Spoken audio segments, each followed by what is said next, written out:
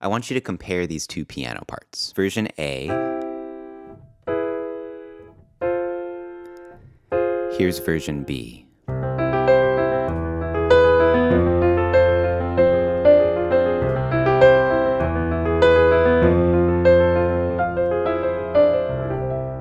So these are two versions of the exact same chord progression. All I've done is expand upon the chords and add rhythm. Just like how on guitar, on guitar you can find one chord shape with your left hand and then create all sorts of different rhythms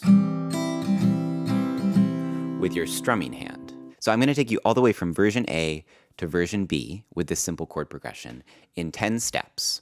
And these are things you can do to any chord progression.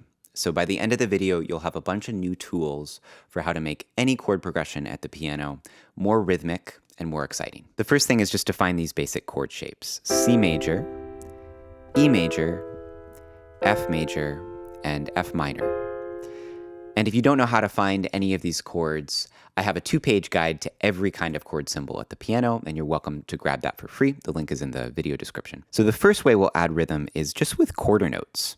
This will be 2 beats on every note. 1, 2, 3, 4. 1, 2, 3, 4. And the reason I'm counting to 4 is because those are the measures. We tend to have groups of strong and weak beats, typically grouped into 4. So you can go ahead and try that. And this is the most basic pulse of this chord progression.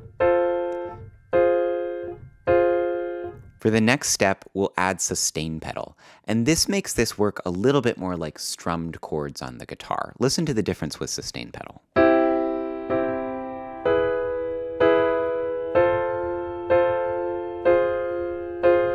So without it, it's a little bit more like short, chunky chords on guitar. Let me show you. This is the vibe without sustain pedal. So to get more of this strumming sound where it's held out within the sound of each chord, you need to use sustain pedal at the piano, and that's how you get that sustain. I'm changing the pedal every time I go to a new chord. So I'll put the pedal down here and then lift it just as I play the new chord. Lift. Then I immediately put it back down. Lift, back down. Lift, back down. So that brief lift at the start of a new chord is called changing the pedal. In step 3, we're going to lay the foundation to add some of these more complex rhythms in, just by making things more economical in the right hand, and then turning the left hand into a bass player. Check it out. In the right hand, all I'm going to do is use one inversion for this first chord. So instead of playing root position C major, I'm going to put the C up an octave, and that makes for a much easier transition from the C chord to the E chord. Everything else will stay in root position. And then to make our left hand a bass player, I'll start by just playing single notes on the root notes of the chords. So here's C, E, F, and another F. Then I can add octaves if I want it to be even more bassy sounding. And it tends to help students a lot to recognize that the octave is always the same distance in your left hand. So you can start to get really familiar with the feeling of that octave shape. And that makes it easier to be accurate as you move around to these different bass notes. Now we're ready to add a little more rhythm and split up the beat. So where we had quarter notes before, we're going to introduce eighth notes, and that's just halfway between every quarter note. 1 and 2 and 3 and 4 and 1 and 2 and 3 and 4 and. What's great about this pattern in the right hand, we're only putting the eighth note in the thumb. The top part of the chord is still on the beat. 1, 2, 3, 4. But I'm splitting up the beat now by adding in this thumb note on the and. 1 and 2 and 3 and 4 and. And you can get a lot of mileage out of this basic rocking back and forth pattern as a way to add in eighth notes in your right hand. Let's now make our left hand more like a bass player and add in a little 16th note pickup, which is something that bass players love to do. So listen to the difference. Here it is without the pickup. Here it is with the pickup.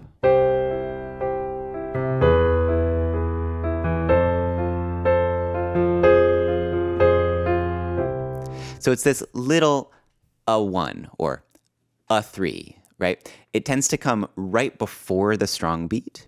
And the division of the beat that underlies this little 16th note pickup is 1 E and a, 2 E and a. So 16th notes are now dividing every beat into 4 little slices. 1 E and a, 2 E and a, 3 E and a, 4 E and a, 1 E and a, 2 E and a, 3 E and a, 4 E and a. But if you're not ready to count out all those syllables, that's okay. You can typically find these pickup notes pretty intuitively, and you can imagine a bass player in your head going,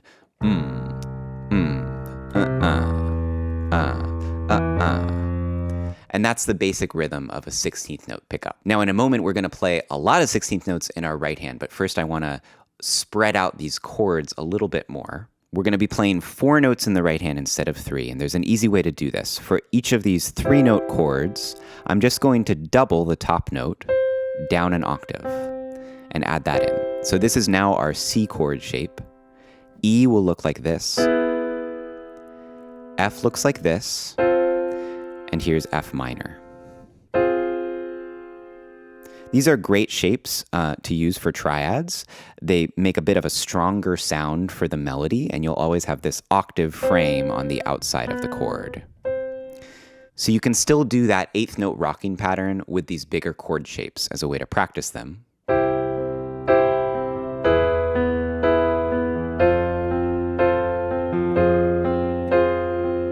And once you feel comfy with the new shapes, we have an easy way to make 16th note rhythm in our right hand.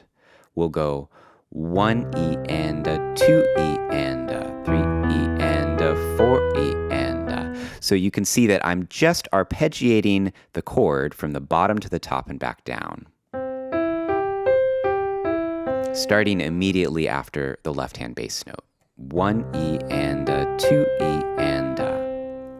And that just happens to work out to exactly the number of notes we need to fill up all of the 16th note subdivisions. Making the analogy to guitar, this is now a little more like a guitar finger-picking pattern, where you're splitting up different note rhythms for every string. And the whole thing will sound like this.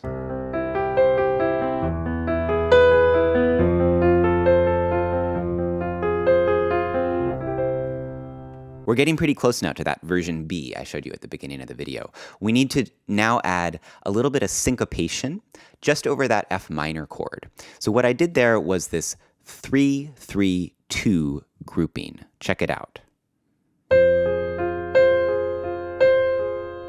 So instead of going 3 E and 4 E and I changed up the rhythm just on the F minor chord, and I went 1, 2, 3, 1, 2, 3, 1, 2.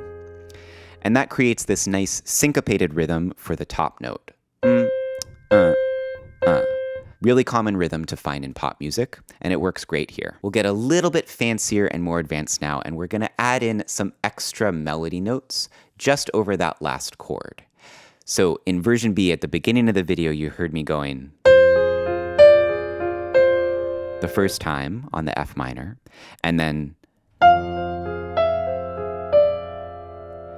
all I'm doing there is just changing the top note in that syncopated 3-3-2 pattern and using other notes from the C major scale.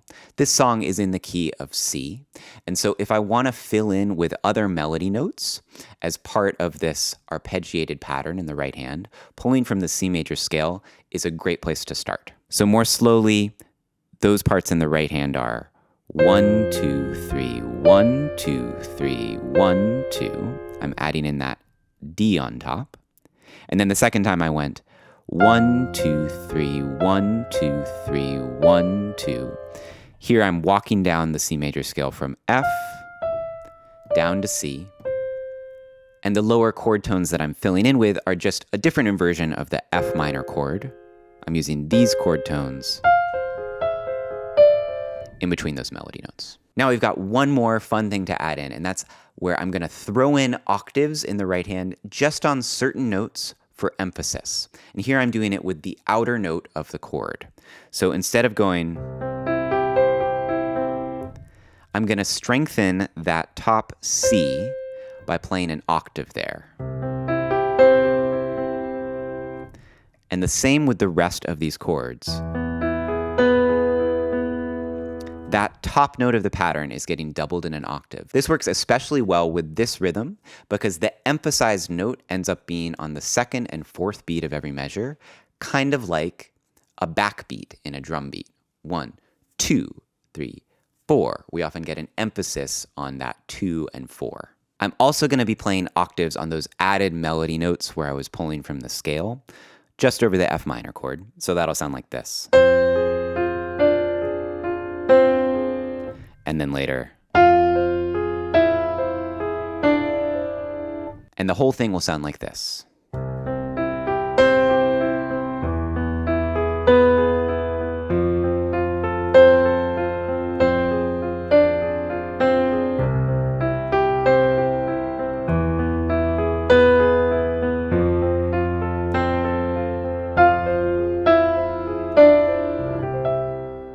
And then I'm rolling out a different inversion of the C chord right there at the end. You can build up the tempo on this and it'll sound like this.